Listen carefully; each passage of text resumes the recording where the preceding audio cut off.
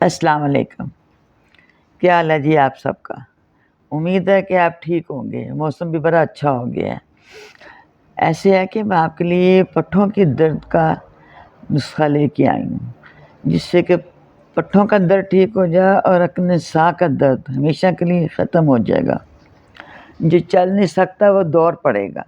مطلب اس کا اتنا فائدہ ہے اس دوائیوں کے علاج سے.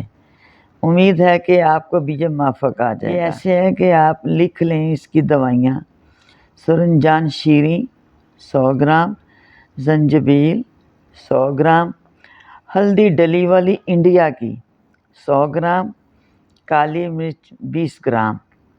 ان ساری چیزوں کو پیس کر آپ پاؤڈر بنا لیں. کھانے کے آدھا گھنٹہ کے بعد صبح اور شام لیں. ایسے کریں آپ 0 سائز کے کیپسول لے آئیں. وہ کیپسول آپ بھر کے رکھ لیں. پھر 1 کیپسول صبح اور 1 کیپسول شام لیں. اگر آپ کی لوہے کی چٹو میں پیس لیں تو بہت زیادہ بہتر ہوگا، کیونکہ یہ فائدہ اسی میں ہے کہ کٹنے سے اس کا چیز جلتی نہیں ہے.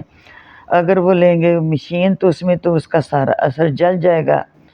کیپسول جو ہے آپ نے نیم گرم دودھ کے ساتھ لینا ہے. نہیں دودھ تو آپ نیم گرم پانی کے ساتھ لیں.